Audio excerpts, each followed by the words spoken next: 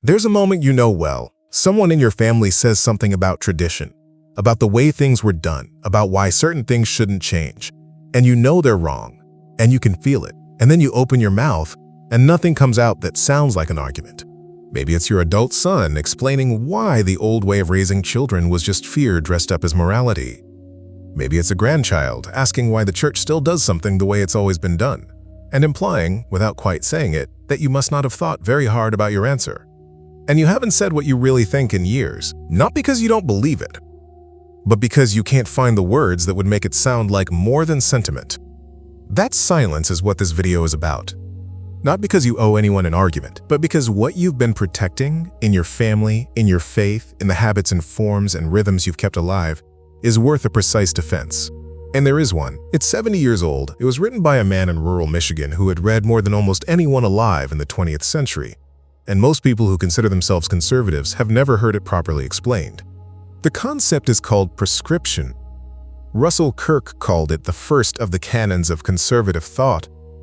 And once you understand what he actually meant by it, not the legal word, not the vague feeling, but the philosophical argument, something shifts. You stop feeling like a sentimental holdout. You start understanding that what you've been doing all your life has an epistemological foundation that your opponents, for all their confidence, have never addressed. Let's go there carefully. Kirk published The Conservative Mind in 1953.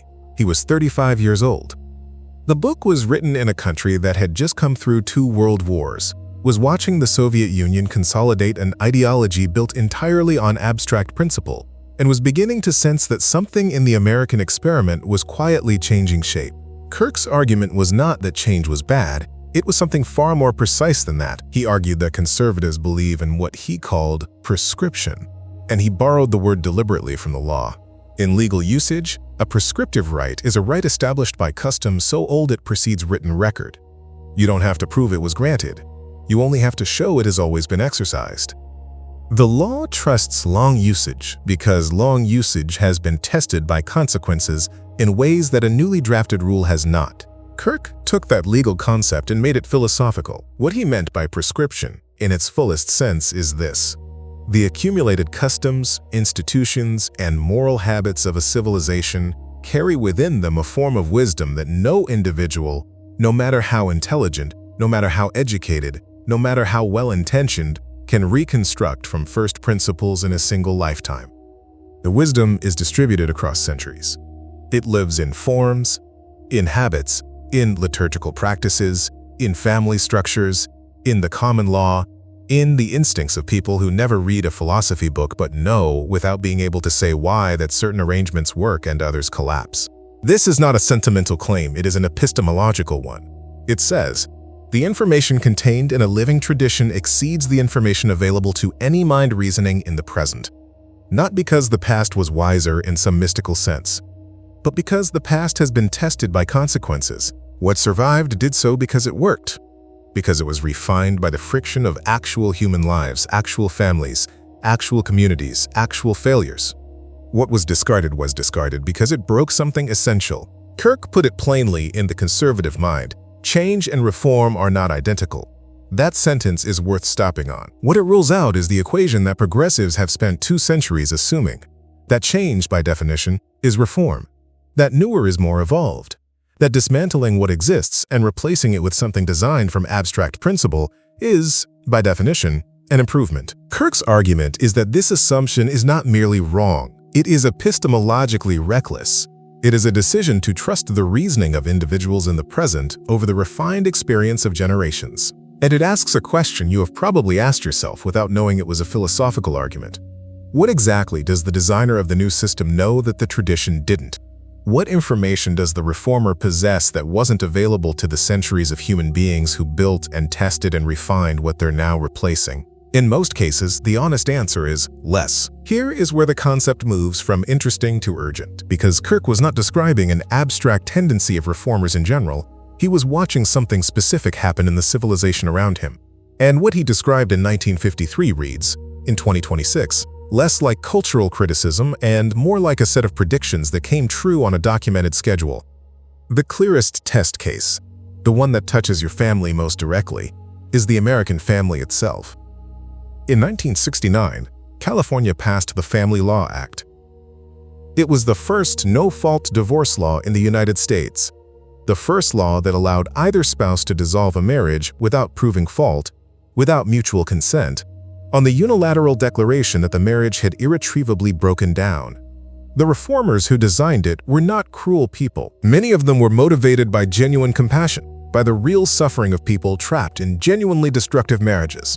The argument was that the old prescriptive legal framework, which required cause, which required fault, which made dissolution difficult, was outdated, punitive, and paternalistic.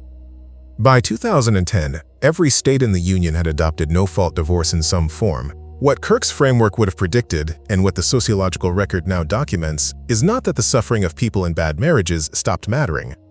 It's that the prescription carried information the reformers hadn't accounted for. The difficulty of dissolution was not merely a punishment for failed marriages. It was structural protection for a vast network of arrangements, children's stability, economic security for women who had made long-term decisions on the assumption of permanence, the signaling function of the marital commitment itself that the new system had no mechanism to replace. Scholars at the Institute for Family Studies and demographers working with longitudinal data have documented the outcomes across the decades since. The rates of child poverty in single-parent households, the differential educational and economic outcomes for children of divorce compared to children in intact families, the long-term psychological data. These are not partisan conclusions. They are peer-reviewed findings that the researchers themselves have often found uncomfortable. The point is not that divorce is always wrong, or that no marriage should ever end. The point is that the prescriptive framework, the one that made dissolution difficult, was doing more work than the reformers could see from where they stood. Kirk's argument from 1953 predicted this exactly. Not because he had data from the future, but because he understood that prescription encodes consequences. When you dismantle a form that has been refined over centuries, you will not know for a generation what it was doing. You will only discover what it was protecting by watching what happens in its absence. That grief you feel when you watch your grandchildren's family arrangements, the quiet, unspeakable sense that something structural has been lost, not just something cultural. That grief is not nostalgia. It is the recognition of a gap where something load-bearing used to be. But here is what makes this harder, and what Kirk also understood. The people who dismantled prescriptive norms were not, in most cases, villains. They were not stupid.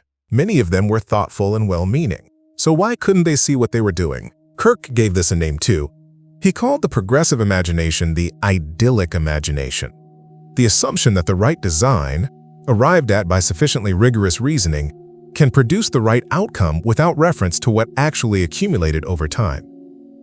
The idyllic imagination believes it can think its way to a better civilization from scratch. It trusts the clean sheet of paper more than the document that has been written and revised and annotated over centuries, because the document looks messy and the clean sheet looks rational. The problem is that the messiness in the document is information. The corrections, the qualifications, the exceptions, the apparent inconsistencies. These are the record of what broke when it was tested and what was adjusted in response. A mind that can only see the clean sheet of paper cannot read the document. It doesn't know what it can't measure, and it can't measure what it doesn't understand the function of. This is why the people around you sometimes cannot see what you see. It is not always because they are indifferent to consequences. It is because they are operating from an imagination that has no instrument for perceiving what prescription protects. They are looking at a load-bearing wall and seeing something that takes up space that could be used for something else. You have been trying to explain the wall, and every time you try, it comes out sounding like attachment, like sentiment, like resistance to the inevitable, because the vocabulary for explaining what walls do has been quietly removed from the common language. Kirk gave you back that vocabulary.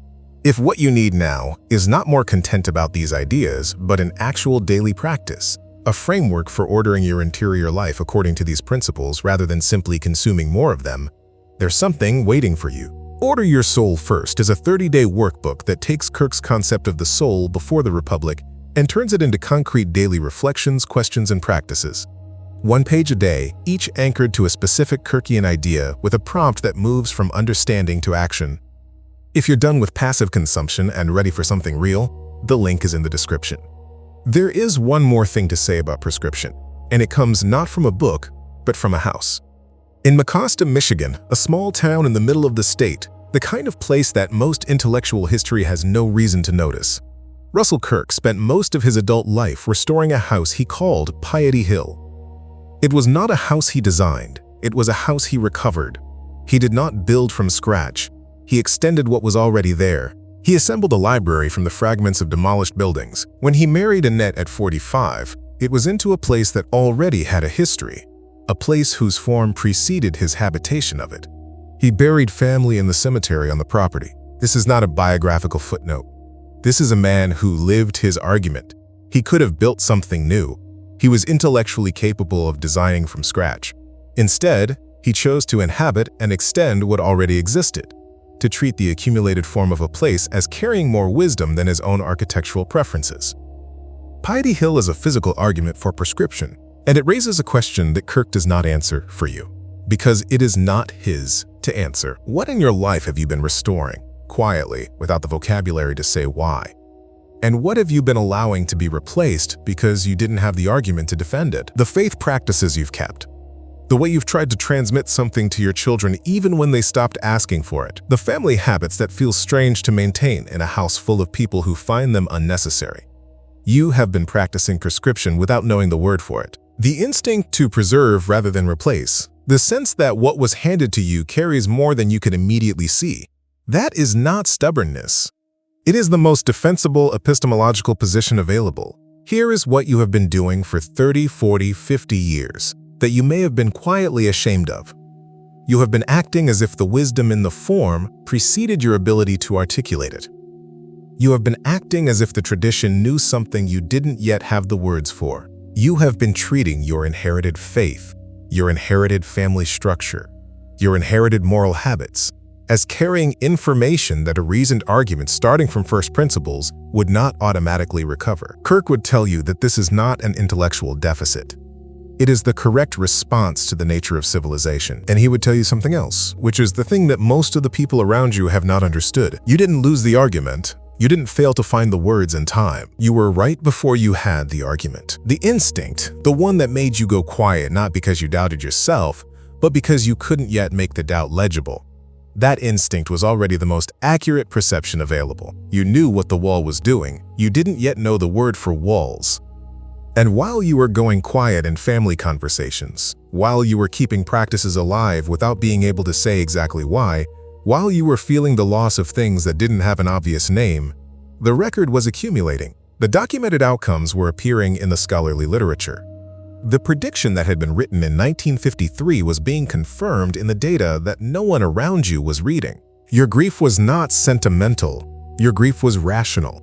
It was the most accurate form of knowledge available to someone standing in the middle of an experiment whose outcomes hadn't been published yet. Kirk gave you the name for it. The name is prescription. And what it says, at its core, is this: what has survived the friction of time, the test of consequences, the refinement of generations, that carries more information than what has been designed to replace it? The soul that knows this before it can say it is not behind the times, it is ahead of them. The question that remains, and it is smaller and deeper than anything this video has addressed, is not how to win the argument. You have the argument now.